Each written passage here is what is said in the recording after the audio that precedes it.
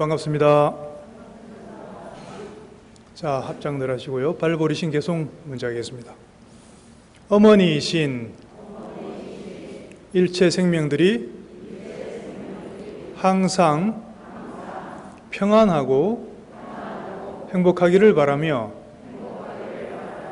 이들을 돕기 위해서 완전한 깨달음을 얻겠습니다.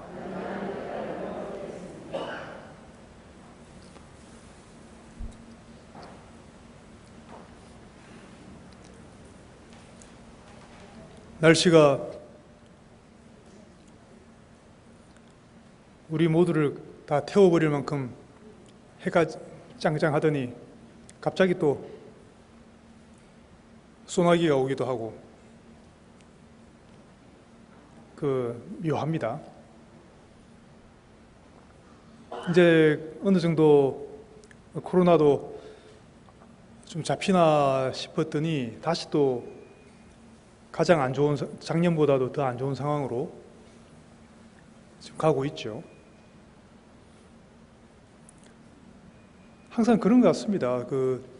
우리 바람, 우리 희망으로는 항상 햇빛이 짱짱하는 맑은 날만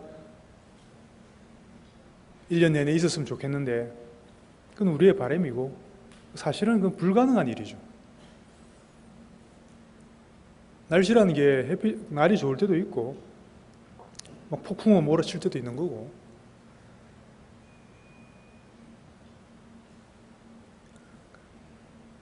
가을에 낙엽이 져서 참 이쁘다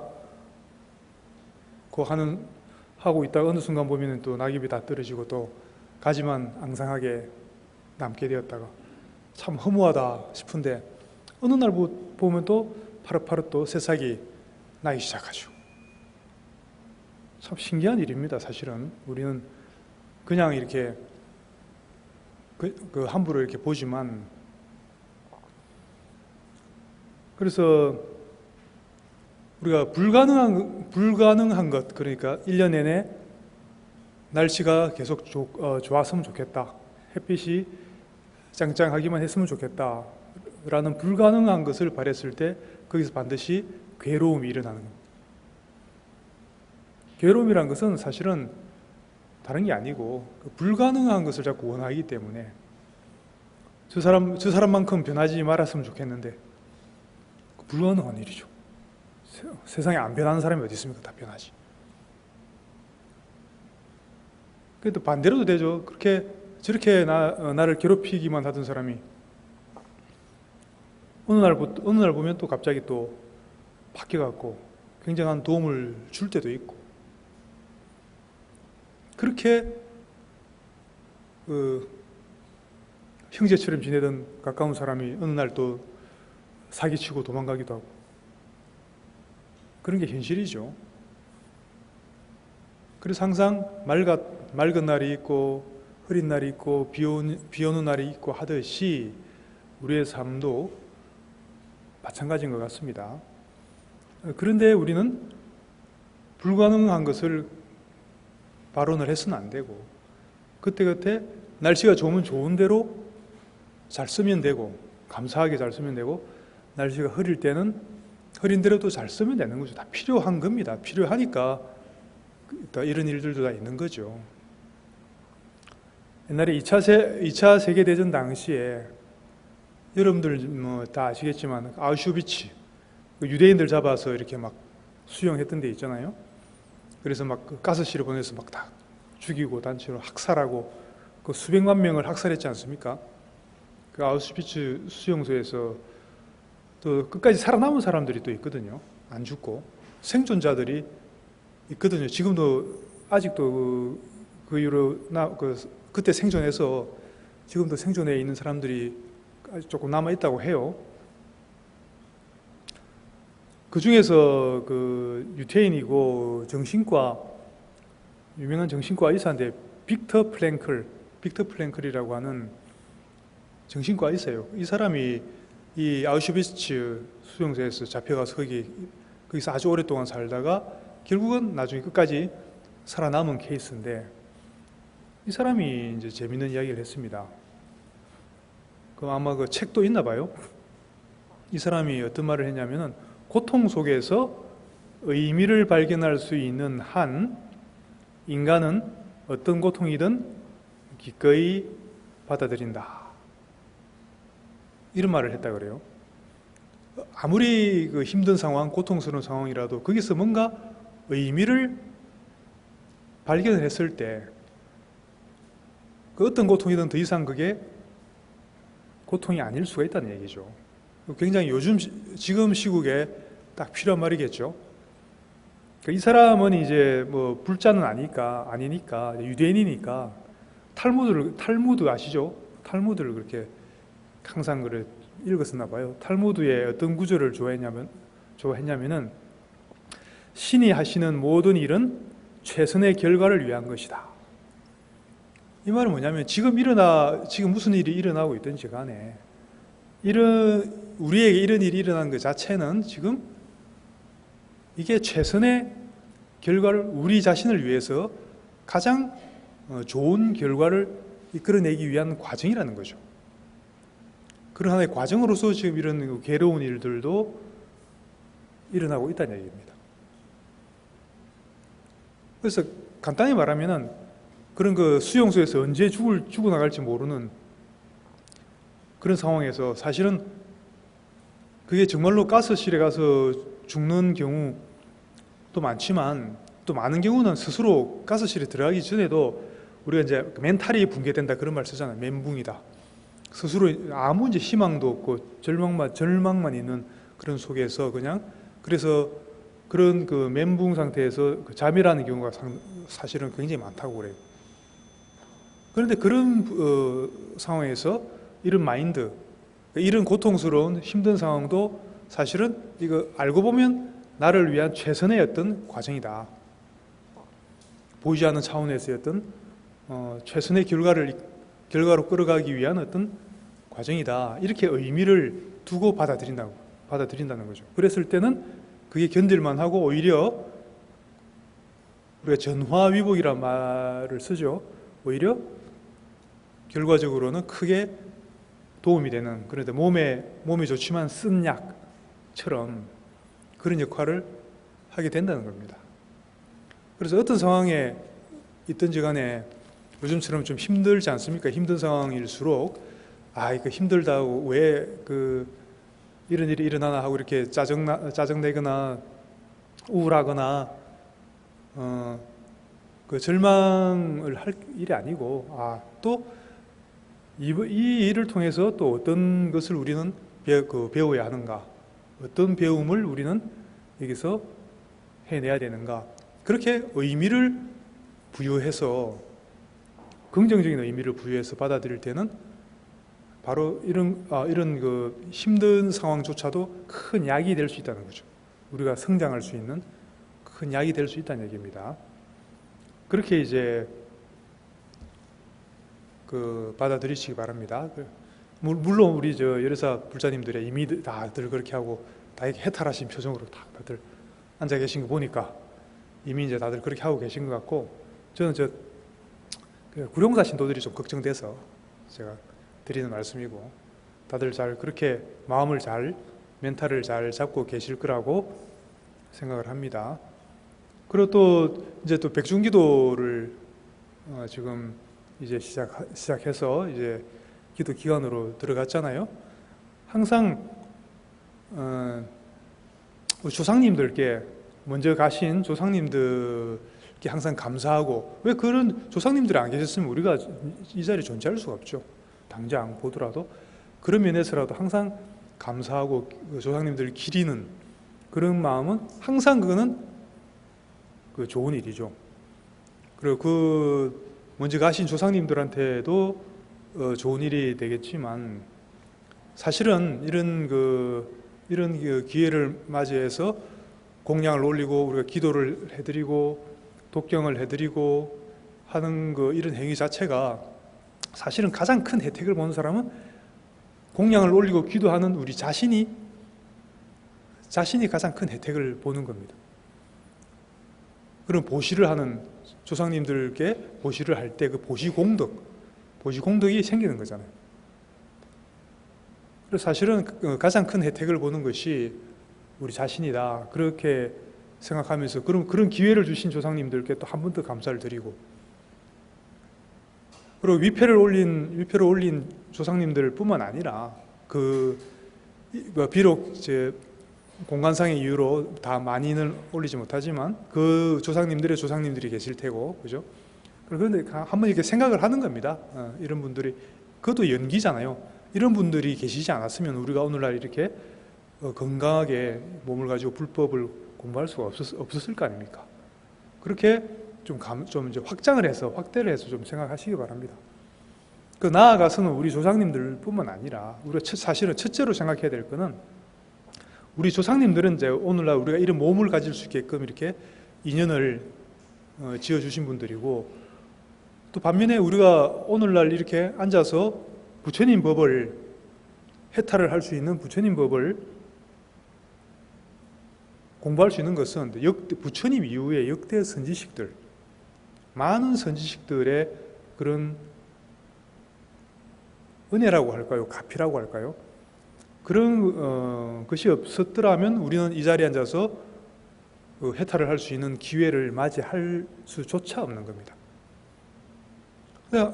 그래서 우리가 예불 할 때 사실은 그 예불문 안에 다 들어 있습니다. 역대 서건동진 하지만 그게 이제 무슨 뜻인지 알고 사실은 뜻을 새기면서 사실은 해야 되겠죠. 뭐 그렇게들 하고 계시지만, 이때 일체 그 역대 불보살님들, 그리고 모든 역대 그 선지식들, 이런 분들한테까지 사실은 우리가 감사하는 마음을 확대를 할 수 있어야 됩니다. 백중기도, 우리가 지장기도를 하고 하지만 단순히 첫째는 이제 우리 직계 조상님들을 위해서 기도하지만, 조금 더 거기서 나아가서 그 윗대 많은 조상님들, 그리고 우리에게 법을 내려주신 그런 그 스승님들, 부처님이야 역대 큰 스승님들, 이런 분들을 생각하면서 이렇게 또 공양을 올린다면 훨씬 큰 공덕이 지어지겠죠. 그리고 아마 내일부터 또 이렇게 뭐 4단계 들어가니까 이제 뭐 당분간 이렇게 또 모일 기회가 없을 가능성이 높은데, 그죠? 아마 그렇지 싶은데, 혹시나 절에 와서 기도를 올릴 수 없는 상황이 되더라도 걱정 안 하셔도 되고요. 집에서 간단하게 하셔도 상관없습니다. 만약에 절에 올 상황이 안 된다면 그렇게 하셔도 된다고. 그렇게 그냥 간단하게 위패 올린 조상님들이나 이런 분들 잠깐 또 올리면서, 그냥 제일 쉬운 거는 그냥 뭐 지장보살, 지장정건을 한 108번 한다든지, 아니면 뭐 지장경을 한번 독경을 한다든지, 뭐 그런 식으로, 아니면 아미타경을 한번 독경을 한다든지 다 좋습니다. 그렇게 집에서 하셔도 됩니다. 중요한 건 우리 마음이기 때문에. 절에 와서 하더라도 그 마음이 그런 어떤 딴 데가 있거나 그런 어떤 공경하는 마음이 없이 하면은 사실은 별로 또 크게 도움이 안 되겠죠.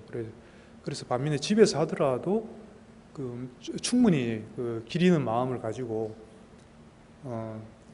방금 말씀드린 것과 같이 기도를 하신다면 충분히 그게 공덕이 지어지고, 그냥 꼭 물 뭐 대단한 걸 올리지 않더라도 뭐 물이라도 한 잔 이렇게 공양 올리면서 집에서 먹는 뭐 사과나 뭐 이런 거라도 올리고, 그렇게라도 해도 중요한 거 마음 자세가 중요한 거기 때문에 그렇게라도 하시면 충분히 그게 그 기도가 이어지는 거니까 걱정하지 마시고, 그렇게 해서 계속 백중기간 동안만큼은 그 조상님들을 기리면서 집에서든 절에서든 꼭 좀 계속 이어서 해 나가시길 바랍니다. 사실은 제일 좋은 건 매일 백중기도 기간만큼이라도 사실은 매일 집에서, 절에 오든 안 오든 집에서 사실은 지장정건은 108번 정도 최소한 그 정도 매일 하시는 게 좋아요. 그러면은 기왕 하는 거, 그죠? 네. 그렇게 조금 마음을 좀 다잡으시면 되겠습니다. 그래서 그 역대 선지식들 말씀 나온 김에 우리 나가라주나 용수보살, 용서보살의 이제 법문 중에 또 도움 되실 만한 게 있어서 조금 소개를 해드리고자 합니다. 용서보살 저서 중에 친우서라고 있습니다. 친우서. 처음 들어봤죠? 알고 있습니다. 다들 처음 들어봤을 거라고 제가 예상을 하고 지금 말씀드리는 겁니다. 친우서는 친구란 말이에요. 친우서는 뭐냐면 친구한테 드리는 편지, 친구한테 쓰는 편지, 그런 뜻이에요. 그래서 용서보살께서 용서보살이야 이제 다들 아시겠지만 인도말로 나가라주나고요. 우리 실제 대승불교의 사실은 아버지라고 할 수 있습니다. 그러니까 제2의 스가모니 부처님이라고 우리는 그렇게 부르고 있죠. 이 부분에 여러 대표적인 게 중론이라든지 대지도론 이런 저서들이 있지만 그 외에도 이 친우서는 편지글인데 이게 왜 중요하냐면은 누구한테 쓴 편지냐면 그 친구라고 했지만 사실은 그 당시에 인도의 왕 가우타미 푸트라, 우리 한문으로 낙행왕이라고 합니다. 낙행왕. 그 낙행 당시에 왕한테 쓴 편지예요.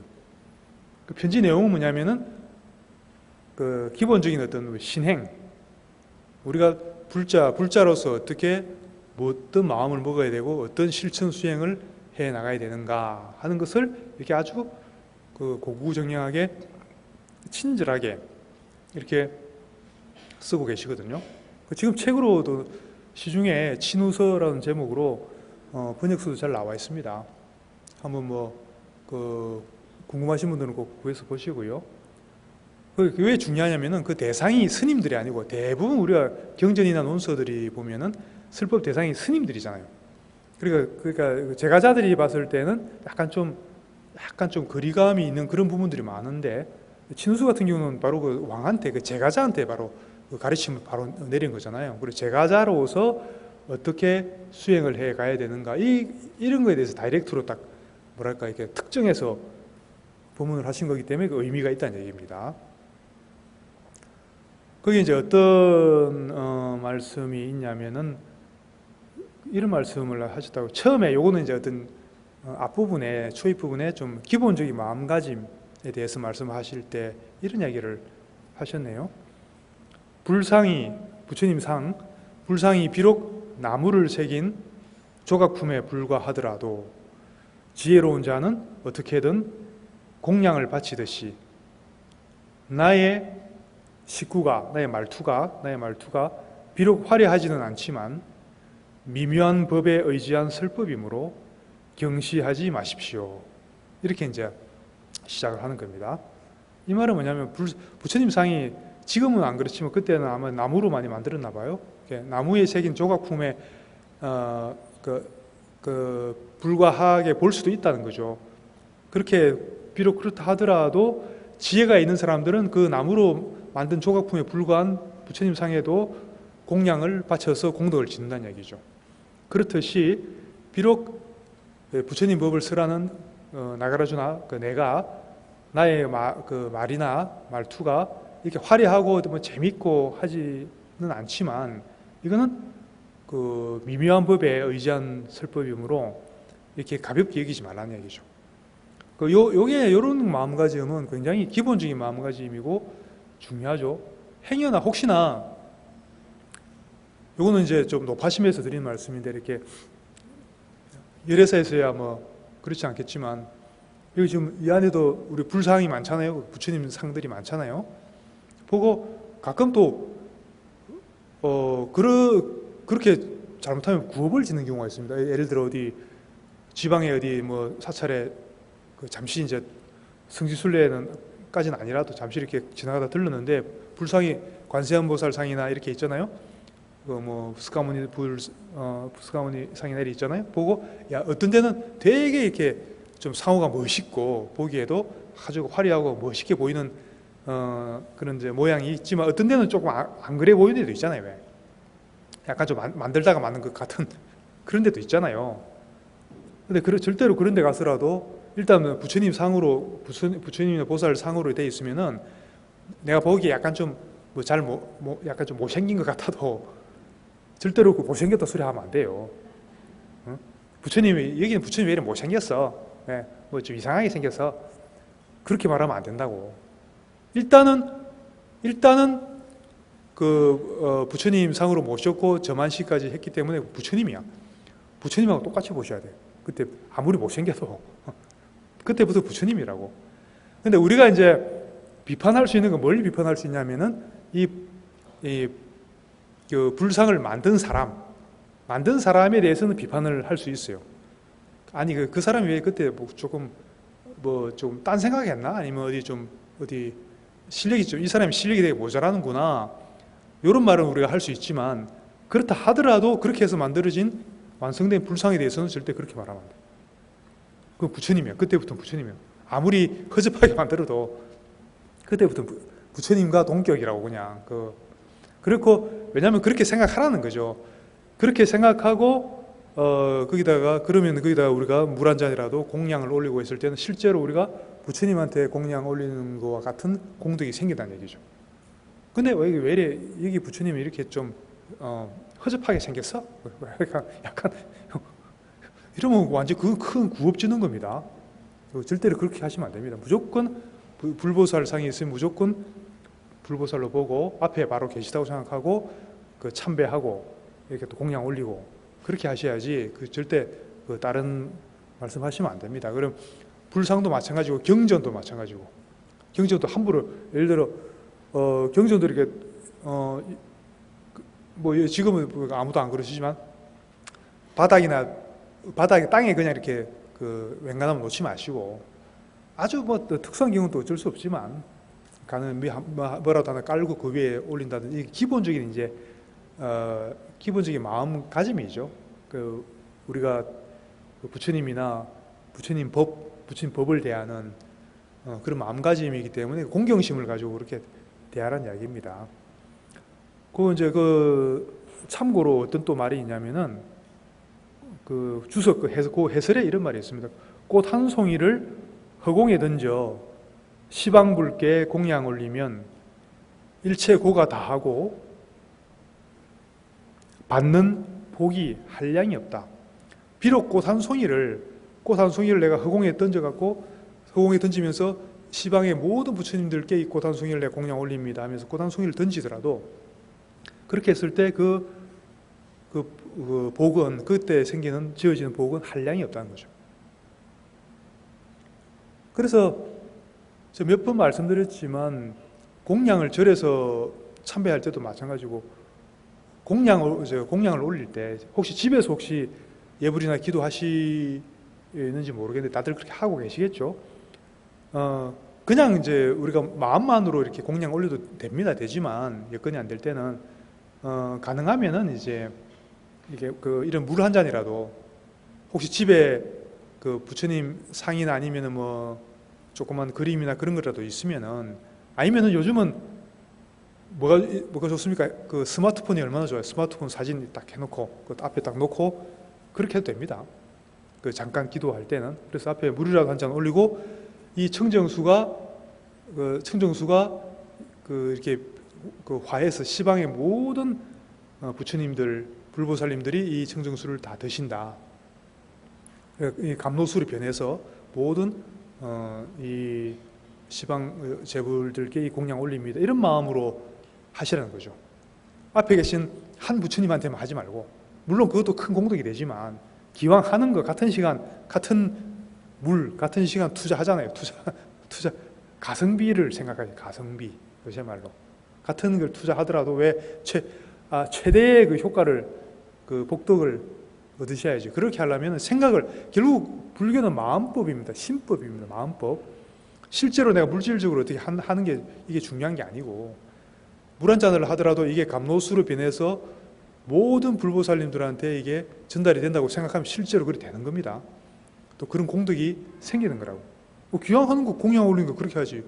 왜 앞에 계신 한 분한테만 그렇게 할 이유가 없죠, 그죠? 그래서 공양은 항상 그리고 그런 식의 공양을 우리는 항상 생활화해서 일상생활 중에 항상 수시로 이렇게 공양 올릴 수 있도록 그렇게 하라는 얘기죠.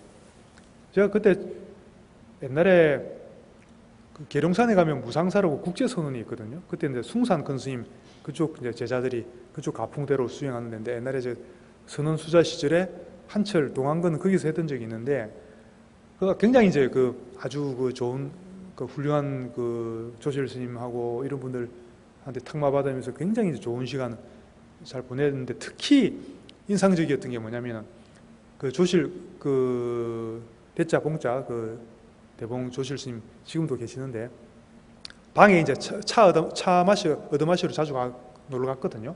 제가 옆방이라서 가면 이제 차를 저한테 이제 따라 주실 때 항상 그 하시는 그 행위 있습니다. 그게 뭐냐면, 한쪽 옆에는 항상 그 물론 이제 한쪽에 이제 부처님 상도 있고 그렇지만 숭산 큰 스님 이제 그 사진이 있어요. 숭산 큰 스님 사진을 모셔놓고, 그 스승님이니까 그 앞에 이렇게 잔을 올릴 수 있게끔 이렇게 조그만 요만 그 불단 비슷하게 만들어 놨어요.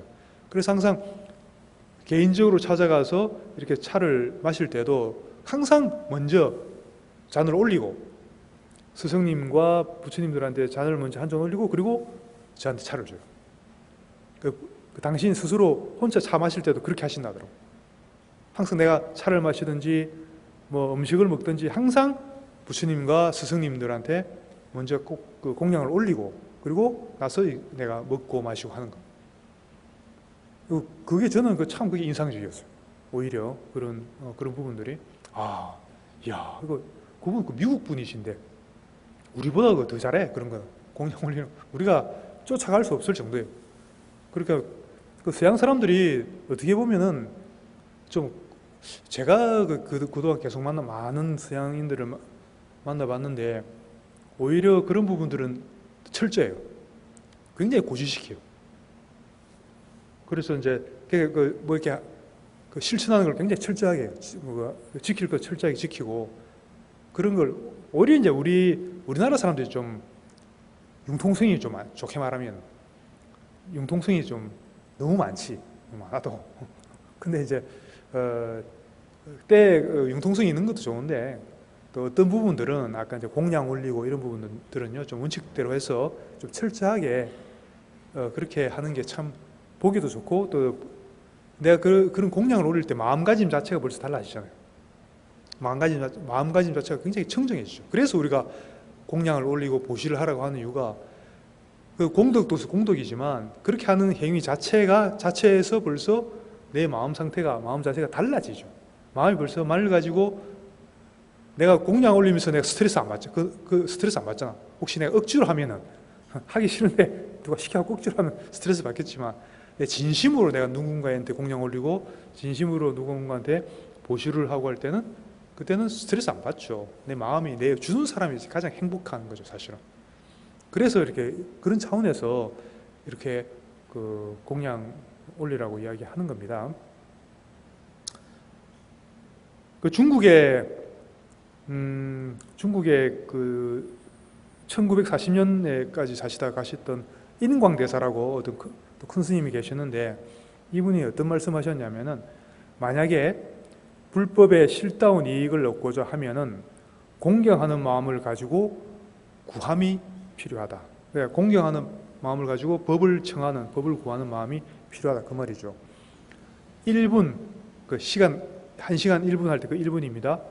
1분 동안의 공경은 1분의 죄업을 없애며 1분의 복과 지혜를 증가시킨다. 내가 1분 동안에 내가 어떤 불보살에 대한 공경하는 마음을 냈을 때, 그로 인해서 1분만큼의 죄업이 없어지고 1분만큼의 복이 생긴다는 얘기죠. 그러면은 어려운 문제 하나 낼까요? 그럼 내가 예를 들어 100분 동안 공경하면은 얼마만큼의 죄업이 없어질까요? 모르겠죠. 너무 어려서. 100분 동안 100분 죄업이 없어지지. 그죠? 그리고 100분 동안에 복과 지혜가 증장이 되겠죠. 이분도 아주 철저하게 사신 분이세요. 이분이 처음에 출가하기 전에 원래 이제 아마 그 유생이었다 그래요. 유생, 이제 유학자, 중국에. 그 유생들이 이제 불교를 비판하는 뭐 그런 분위기들이 또 있거든요. 그래서 그때 어떤 일이 있었냐면은, 유생들이 이제 불교를 비판하는 어떤 뭐 글을 어디서 올린 게 있는데, 글을 보고 자기도 이제 그런 글을 한번 썼대요. 불교를 비방하는 글을 썼는데 갑자기 눈이 안 보이더래. 갑자기 심각한 눈병이 나왔고 갑자기 눈이 안 보이더래요. 그 장님이 돼버린 거예요. 갑자기 아무 이유 없이. 그래가지고 막 그래 고통을 받다가 갑자기 얼핏 생각이 드는 게 내가 불교를 비방을 해서 지금 과보를 받는 건가? 이런 생각이 들더래요. 그래서 그때부터 참회했대. 그때 아직 이제 입문하기 전이지만 이제 어디서 이제 들은 건 있어가지고 이건 참회를 해야 된다 그래가지고 아이고 부처님 잘못했습니다. 부처님 다시는 안 그러겠습니다. 참회합니다. 그리고 부처님 마음속으로 계속 부처님한테 참회 기도를 했대요. 그 참회 기도를 하니까 씻은 듯이 갑자기 눈병이 나아버렸대. 눈이 다시 보이더래. 그때부터 이게 뭔가 이 장난이 아니구나, 뭔가 있구나 해서 불교로 이제 귀의해서 그러다 출가를 했죠. 그래서 평생 아주 그 수행을 이분 저를 정토 나무아미타불 정토 수행을 아주 평생 철저하게 하시고 그리고 또 나중에 또 극락왕생 하시고 나서도 여러 가지 좀 이적들 신기한 그런 것들을 많이 보여주신 그런 분이십니다. 이분은 또 평생 수행 이제 입적하시기 전에도 수행하시는 과정에서도 굉장히 겸손하셨다고 그래요. 굉장히 소박하고 겸손하셨다고. 사람들이 이렇게 존경하고 그러면은 스스로를 항상 나는 참괴성이다. 참괴라는 것은 항상 참회를 항상 하는 그 주수행을 하는 승려지 나는 이렇게 대단한 사람이 아니다. 그렇게 스스로를 이렇게 낮추고 항상 그렇게 실제로 그 참회를 철저하게 하는 그런 걸 하면서도 한편으로 연부를 하면서 그렇게 평생을 사시다가 이렇게 입적을 하셨다 그래요. 그래서 그만큼 우리가 참회하는 마음 그리고 중요한 건 공경하는 마음, 불보살님들에 대해서 공경하는 마음이 중요하고 법문을 들을 때도 마찬가지고 그런 공경하는 마음으로 법문을 듣는 것이 이렇게 그 바탕이 없으면은 그런 마음을 안 가지고 법문을 들을 때도 그냥 저 사람이 진짜 맞는 말을 하는지 사기치는지 한번 내가 알아보겠다. 약간 그런 마음으로 그런 마음을 가지고 듣는 거 하고 정말로 내가 공경하는 마음을 가지고 들을 때하고는 들리는 게 틀리죠. 같은 법문을 들어도 전혀 다른 걸 듣습니다. 신기한 게 있습니다. 같은 자리에 앉아서 분명히 같은 걸 들었는데 나중에 뭐 들었냐 물어보면 좀 완전 딴소리예요. 전혀 다른 소리 합니다. 그래서 그런 말이 있습니다. 스님들 100명이 있으면은 100개의 종파가 있다. 100개의 종파가 생긴다. 그런 말이 있습니다. 똑같은 경전을 부처님 법을 갖고 공부를 했는데 그 해석이 다 달라. 100명이 있으면 100명이 다 달라. 그리고 지금같이 이렇게 여러분들 좀 법문을 듣잖아요. 나중에 서로 한번 확인해 보세요. 오늘 무슨 법문 들었는지 확인해 보세요. 그럼 다 달라. 이상하게 그게 참 신기한 일입니다. 그 말이 어떻게 보면 본인이 듣고 싶은 것만 듣는 거예요. 그런 말 있잖아요. 자기가 듣고 싶은 것만 듣는다고. 그러니까 기왕이면 그거는 어쩔 수 없는데 기왕이면은 그 마음의 레벨을 그것도 마찬가지 가성비를 최대한 끌어올려서 최대한 내가 공경하는 마음을 갖고 최대한 내가 그 법문의 혜택을 많이 보려면은 이렇게 공경심을 가지고 이렇게 들었을 때 최고의 그 혜택을 얻을 수가 있다.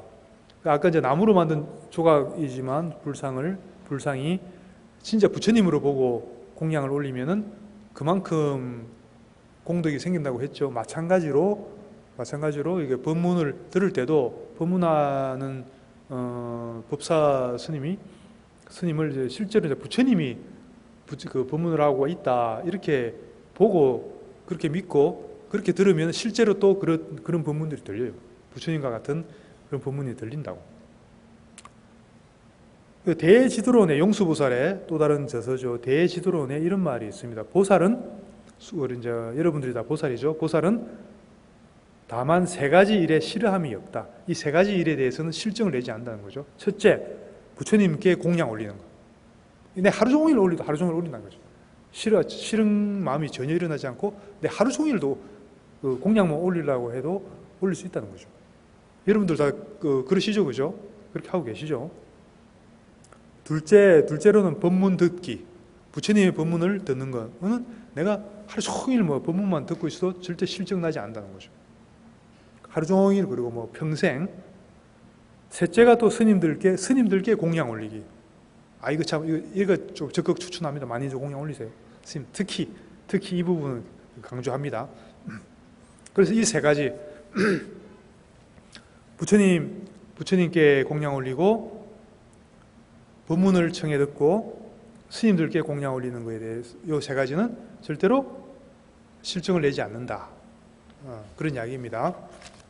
그래서 조금 더 구체적으로 들어가서 우리 친우서에 나오는 말 하나 더 중요한 부분인데 하나 더 소개를 해드릴게요. 어떤 말이 나오냐면은 열애께서 누누이 설하시니 불법승 보시지계 천존 6가지 수념에 대하여 각각의 공덕 자량은 항상 잘 응념해야 한다.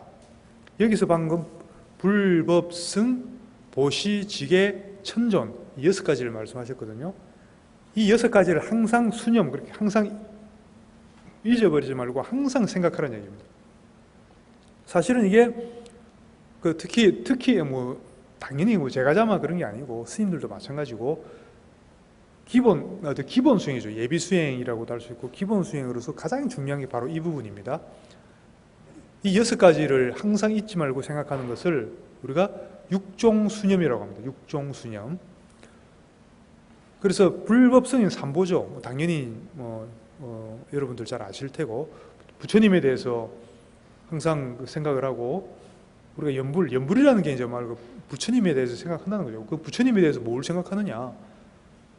근데 그래 물어보면 막상 또 대답을 잘 못해요, 그죠? 그럼 항상 우리는 연불하고 부처님 생각하지 않느냐. 그럼 부처님에 대해서 뭘 생각하느냐. 그러면 막상 물어보면 또 잘 대답을 잘 못해요. 부처님은 일체 윤회의 고통에서 다 벗어나신 분이고 첫 번째. 두 번째는 중생을 또 벗어나게 해줄 수 있는 능력이 있죠. 그리고 세 번째, 실제로 그렇게 하시죠. 평등하게. 사람 가리지 않고 원하는 사람들은 다 이렇게 제도를 해주시죠.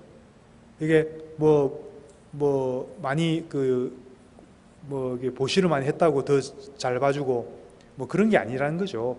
좀 이렇게 좀 이쁜 짓 많이 하면 더 잘해주고 막 욕하고 막 비방하고 하는 사람들은 좀 이렇게 차별 대우하고 그런 게 없다는 겁니다. 부처님은 평등하게 다 모든 사람들을 이렇게 나한테 욕을 하든지 칭찬하든지 관계없이 잘 평등하게 잘 대한다는 것이죠. 부처님의. 그렇기 때문에 우리가 부처님한테 그렇게 귀의를 하는 것이죠.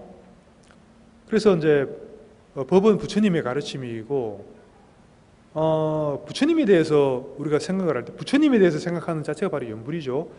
그 중에 이제 여러 가지 방법이 있는데 방금 말씀드렸던 세 가지를 위주로 생각하는 방법도 있고 여러분들 이제 한테 익숙한 게 있습니다. 그 중에서 좀 강추할 만한 게 열애시포.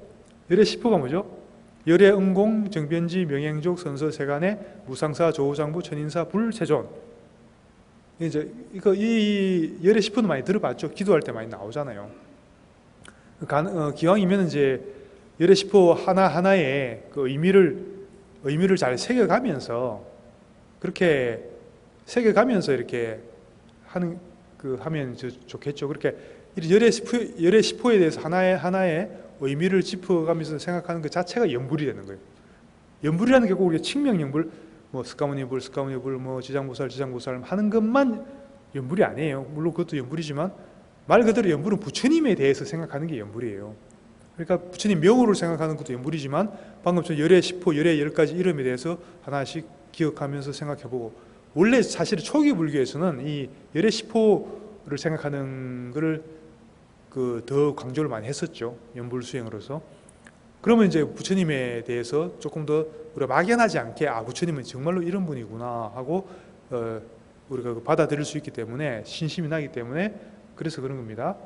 그 다음에는 이제 부처님의 가르침에 대해서 또 우리가 또 신심을 내고 그리고 그 다음에 승은 부처님의 가르침을 가르쳐 주고 계시는 스님들을 포함하는 거죠. 그래서 삼보죠. 불법승은 삼보죠. 우리가 익숙한 이야기고, 그게 이제 불법성에 대해서 생각하는 자체가 이제 기도가 되는 것이고, 마땅한, 그때 몇 번 말씀드린 것 같은데, 마땅한 기도법이 생각이 안 나면은 그 삼기 하라고 그러죠. 삼기. 삼기가 최고의 기도라고 그랬습니다. 삼기 어떻게 하죠? 삼기 기도는 또 어떻게 해야 되죠? 거룩한 부처님께 기합니다. 거룩한 가르침에 기합니다. 거룩한 스님들께 기합니다. 맨날 하시는 거 있잖아요. 다른 거 마땅한 게 생각이 잘 안 나면 본인이 뭐 하고 계신 게 있으면 그대로 하시면 되고, 스님 누나 무슨 기도 해야 될지 잘 모르겠는데요. 좀 급한데 뭘 해야겠는데, 좀 간단하게 뭔가 좀 외우라고 하면은 나무라다나 혀도 잘 안 돌아가고 잘 모르겠고, 좀 제일 쉬운 게 뭐가 있나요? 어떤 기도가 있나요? 삼기는 다 누구나 하실 수 있잖아요. 삼기는 다 기억할 수 있고, 그죠? 방금처럼 삼기, 사실은 그거는 삼기만 계속 반복하셔도 돼요. 삼기만 그걸 계속 반복하셔도 되고, 삼기 한 3번 정도 하고, 그리고 예를 들어 내가 뭐 지장기도를 하든지 관음기도를 하든지 그렇게 하셔도 되고, 삼기만 하셔도 되고, 그건 아무 상관없습니다. 그렇게 좀 활용도를 하시고, 그래 불법성에 대해서 그렇게 생각을 하라는 거죠. 이거 자체가 가장 중요한 수행법이라는 겁니다. 불법성에 대해서, 삼보에 대해서 생각하는 것 자체가 바로 그 수행인 겁니다. 그 다음에 생각할 게 보시와 지계. 사실은 요즘하고 조금 상황은 좀 많이 다르긴 하지만, 부처님 당시에만 해도 주로 제가자들한테 법문을 하실 때는 스가모니 부처님께서 주로 보시와 지계에 대해서 주로 법문을 많이 하셨어요. 근데 요즘은 이제 옛날 보다 이제 제가자들이 이제 교육 수준이 굉장히 많이 올라갔기 때문에 이제는 옛날 제가자하고 또 다르죠. 그렇기 때문에 지금은 이제 다 똑같이 스님들처럼 똑같이 해탈 관련된 그리고 반야바라밀이나 이런 거 다 지금 다 하실 수 있어요. 지금 제가자들도. 그렇지만 옛날에는 일단 이제 글을 읽을 줄 모르니까, 그렇죠. 옛날에는 그렇지 않습니까? 그러니까 제대로 일단 글을 모르면 한계가 딱 생기죠. 공부할 수 있는데. 그래서 이제 보시 많이 하고, 개 5개 일러주고, 그건 기억할 수 있으니까 그 5개 열심히 지켜라. 그거 하면은, 그렇게 하면 어떻게 되냐면은 죽어서 좋은데, 천상세계 좋은데 태어난다. 이렇게 많이 말씀하셨다고. 지옥 가기 이런 데 안 가고, 보시지게만 해도 사막도를 피해서 좋은 세계, 특히 천상세계에 태어난다. 이렇게 이제 많이 말씀하셨고, 천상세계 자체는 또 한계가 있죠. 이제 영혼이 있는 데가 아니고 결국은 또 떨어지게 돼 있죠. 그래서 그거를 다시 조금 우리 대승불교식으로 정리하면은, 기왕이면은 이제 나무아미타불 연불 해갖고, 보시지게에다가 나무아미타불 연불을 또 많이 하고 하면은 극락에 간다는 거죠. 극락에. 그래서 보시지게 천존이란 그 말입니다. 천상세계 또는 극락에 간다. 어떻게 하면은 불법성 잘 기억하고 보시지게를 실천을 하면 그 결과로서 좋은 데 간다. 그 말이에요. 이게 사실은 제일 기본 법문이고, 가장 또 어떻게 보면은 중요한 법문이기도 합니다. 그래서 천존이란 거는 앞에 5가지를 잘 실천하면은 천상세계와 극락 같은 데 좋은 데 간다는 의미도 있고, 그게 첫 번째 의미고, 두 번째 천존의 의미는, 그러면 또 우리가 부처님 생각하듯이 관세음보살, 지장보살, 무수보살 같은 이런 어떤 우리를 이끌어주는 그런 말 그대로 천존이죠. 그래, 존귀하신 이런 불보살님들, 이런 분들에 대해서 자꾸 생각을 하라는 거죠. 그런 의미가, 그 2가지 의미가 있습니다. 천존이라는 의미는 그 2가지가 있습니다. 그 앞에 거를 잘 실천하면은 좋은 데 간다는 의미, 그리고 말 그대로 이제 그런 관세음보살, 그런 지장보살 같은 불보살님들에 대한 생각하라는 의미, 그 2가지가 있는 겁니다. 그래서 방금 이제 6가지를 설명드렸죠. 불법성, 보시지계, 천존. 지금 우리가 이제 주로 지장기도를 할 테니까, 지장보살도 마찬가지로 그게 천존에 포함이 되는 거죠. 그래서 그렇게만 실천 잘해도 절대 우리가 사막도에 떨어지지 않고, 반드시 잘하면 금생에 해탈할 수도 있고, 금생에 설사 해탈하지 못하더라도 계속 다음 생에는 극락이나 천상세계 가서요, 해탈할 수 있는 어떤 인연을 계속 지어서 그쪽으로 계속 이렇게 해탈에 들어갈 수 있다는 얘기예요. 사실 그렇게만 해도 이미 해탈한 거나 다름없죠. 그리고 그렇기 때문에 이게 너무나 중요한 이야기고, 다른 건 다 잊어버리더라도 특히 지금 특히 제가자로서, 스님들도 마찬가지고 특히 제가자로서 그 수행을 이야기할 때 첫 번째로 제일 중요한 건 이 육종수념이다. 방금 말씀드린 불법승, 보시지계, 천존 여섯 가지, 이 여섯 가지에 대해서 자꾸 거듭거듭 생각하고 자꾸 실천하는 것, 이게 이제 가장 중요한 수행이다, 그런 이야기입니다. 어려운 이야기 아니죠. 다들 아시겠죠, 그죠? 그 조금 참고로 또 말씀드리면은 관무량수경, 우리 이제 정토 3부경 중에 하나죠. 관무량수경에 또 육종수념, 방금 말씀드린 이 이야기가 또 나와요. 그래서 모든 경전에 다 나오는 이야기입니다. 그 육종수념을 수행하고 발언하여 회양을 잘하면은 불국토에 난다. 그 극락정토에 태어날 수 있다는 거죠.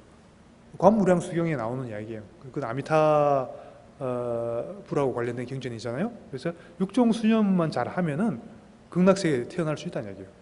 그게 경에 이렇게 나와 있단 말입니다.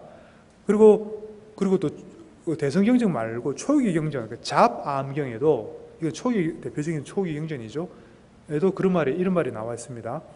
만약에 비구가 수행 경계 중에 구하는 바가 얻어지지 않을 때, 수행이 잘 안 될 때, 그런 말입니다. 여러분들 일본 제가자도 마찬가지겠죠. 수행이 잘 안 될 때 육종수념을 수행하면 열반 경계까지도 들어갈 수 있다. 이걸 비유를 하자면 굶주린 사람의 몸이 매우 여의였는데 맛있고 훌륭한 식사를 통하여 몸이 살찌는 것과 같다. 이 말은 무슨 말이죠? 육종수념이 바로 비타민과 같다는 거죠. 보약이고, 우리 수행자들한테 바로 보약이고 비타민이라는 거죠. 뭔가 수행이 잘 안 되고 뭔가 막히고 장애가 생길 때 뭘 해야 되냐고요? 이 보약을 먹어야 되겠죠.